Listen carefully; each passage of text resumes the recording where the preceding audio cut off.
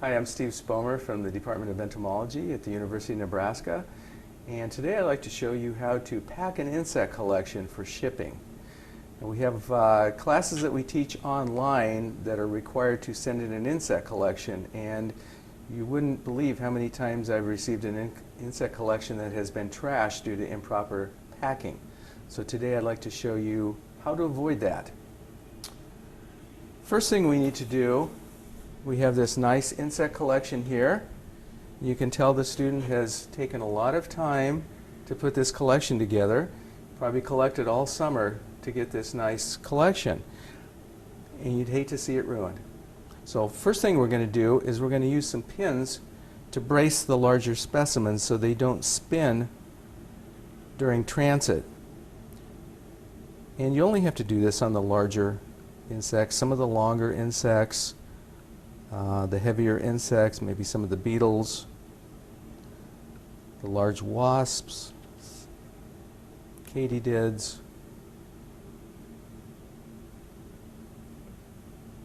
It's just to stabilize that insect so it doesn't spin around.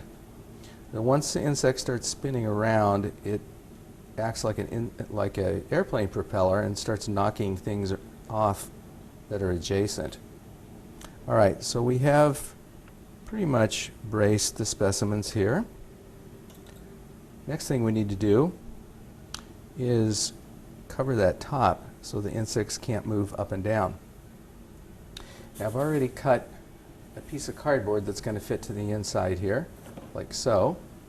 There's a couple ways you can do this. You still have a gap here, so just to stick a piece of cardboard on here isn't going to work. You need to fill up this gap and keep that cardboard pushed down onto the top of the pins.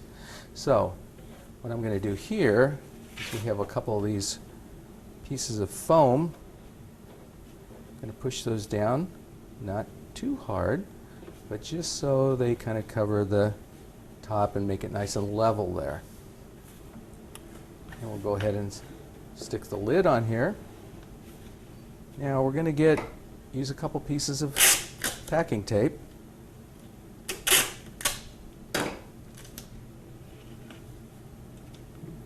And we're going to go ahead and tape the lid down so it doesn't move around during transit. Like so. All right, now I've got another box here. Let's say you've got two different boxes in your collection. Most students will have probably 3 or 4, but we're just going to do 2 here for simplicity. We're going to brace this big beetle here first. All right, now we're going to grab another piece of cardboard. This time we're going to do something different. I'm going to put that cardboard in there. I'm going to tear off some small strips of tape. Kind of bend them in the middle there, if we can. Push those right up against there, like so.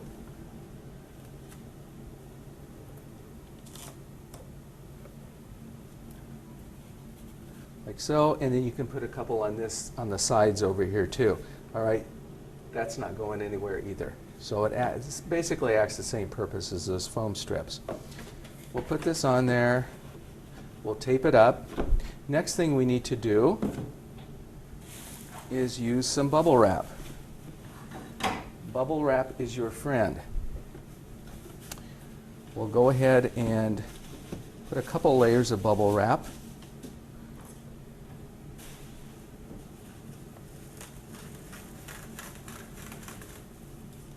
Cut the bubble wrap like so.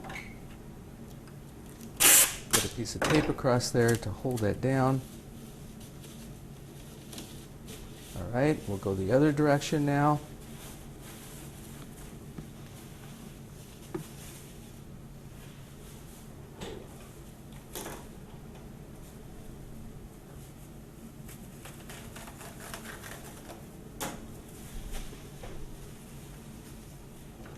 More tape. Now we'll want to go ahead and wrap this whole thing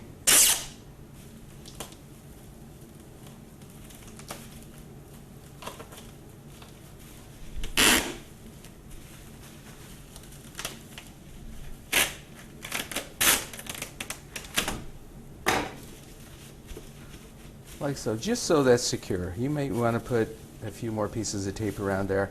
But we're going to do that to each box, all right? After we're done taping the boxes, we're ready to use the large cardboard box here to stick your boxes into. Now, what's really important here is to have a very large box. You want to have about 3 or 4 inches of peanuts, packing peanuts, around the boxes. Okay, the more packing you get, the better. You can't overpack. So we're going to grab some styrofoam peanuts.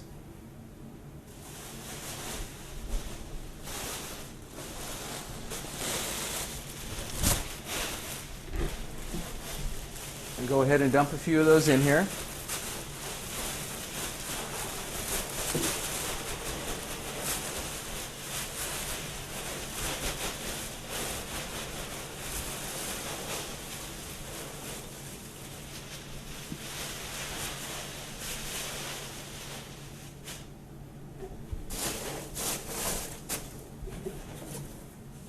So you can see I've got about, 6 or 7 inches of foam peanuts in there.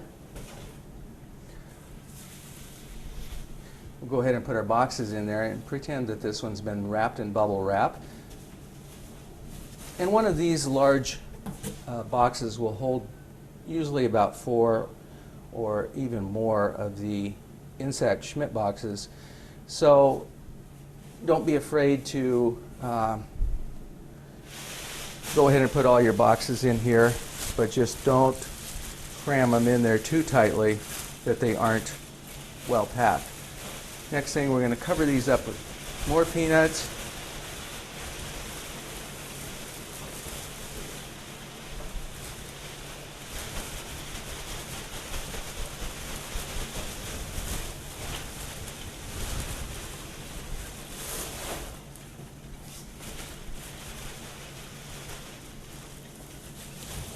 If you have your spreadsheet or anything like that, you might want to go ahead and put it up at the top of the box.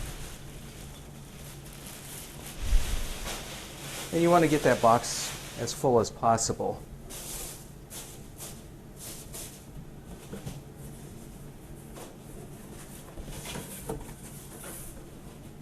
And we'll go ahead and tape this up.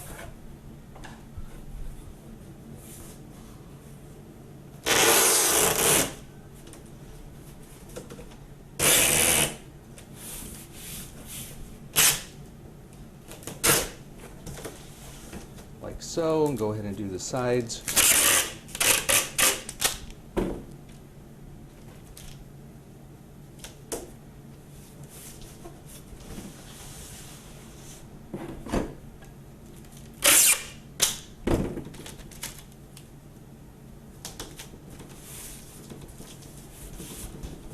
And if you have a heavy box, you can go ahead and put another strip or 2 across here just for reinforcement. Or you could put a couple more across here. Put your labels on and you're ready to ship. Now, there shouldn't be much movement in there if you've got those peanuts packed in there real well.